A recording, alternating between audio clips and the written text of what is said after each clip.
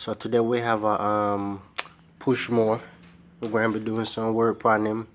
It's almost that time when the grass start growing, so if you don't like me, I don't have a lot of things to do. I don't have no time to really make sure these stay running or just use them since you don't really use them. So what happens is either the parts can get old, or the most common things with these, your carbs can get blocked, especially with this new ethanol fuel that they have. It can leave a lot of debris, gunk up the jets, clog up your passages. So today we're going to be changing this. So first thing first, to change the pull start, I'm do a little video about that, or a little moment about that. You would remove these 3 bolts, which are 10mm bolts, and once that releases, it comes right off, and then you can change that. You can order it from Amazon, Sears Pass Direct, wherever, but you know, with Sears going out of business, so you might have to go with a off-brand seller or somewhere else, and you know, you can't find it for cheap or a little bit more, so shop around.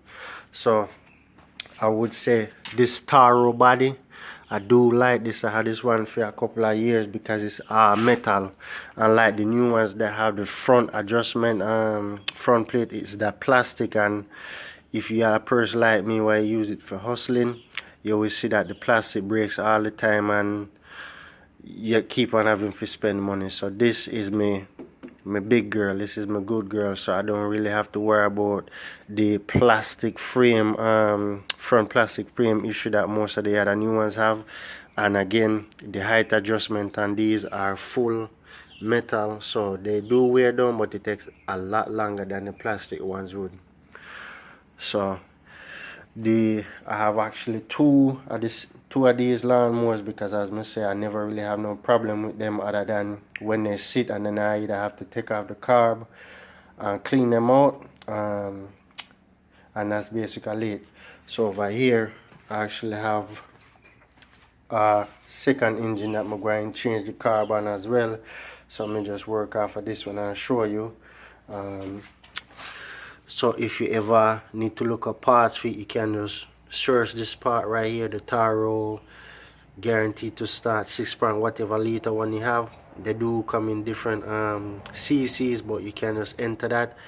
And I have noticed that different cc's also have a slightly different carburetor, but they're all about the same in design, with a few little perks. As you can see, this one has a little extra vacuum mechanism, and first one over here, it doesn't have that, but it's the same base of the carburetor. So back over here to the one working on. So as I say, I remove the 3 bolts, and then your pull start comes off the engine. You can also separate this by when the bolts come loose, but on mine you have one little, I guess you could call it a spacer, so that usually grabs the front bolt to hold it all in place. So you would just need, if you get a pliers or whatever you can find, hold that, and that end right there is a 10mm. And then once you separate that one, this actually comes apart from the front case. So first thing first, I went ahead and ordered a new carburetor off Amazon. I got it for around $19. I got the whole kit. What come in the kit is this little shut off valve. You have a couple hose clamps. You have a new filter, paper filter. You have your gas line filter. And another thing about these engines, for some reason, usually you see them have like a small weird filter that fits in here, but this one has nothing.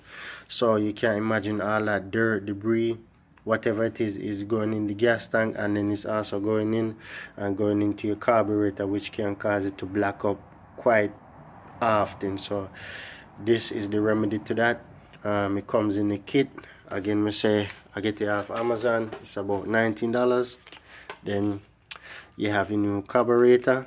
You want to make sure, as I say, always search it by this front tab, or if you have the serial number that's on the back of the gas tanker, so you can search it by that as well.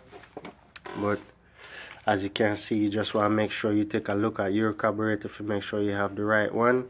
And as you can see, this extra piece here, it has an extra vacuum line that goes under here, loops back and connects back to this vacuum area. So you want to make sure it matches up. So that's the vacuum line, and you would bolt on this vacuum piece. Why you open up the door for? So anyway, to take off your carburetor, you would have to take off your air filter housing, some more 10mm bolts. Once that's off, you have access to your carburetor, which slides back and forth once you remove those bolts.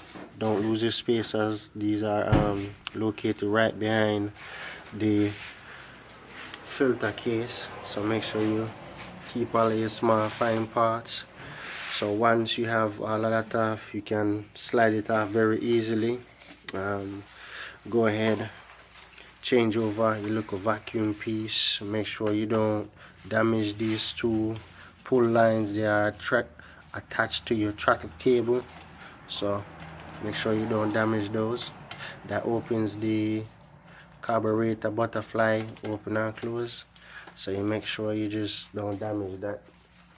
So you just install your new carburetor, prime it, let it sit, make sure you try and clean out your fuel line, install your new fuel filter, keep the carb clean, and you're good to go. So this is how you basically change your carburetor on these engines. And then also, if you do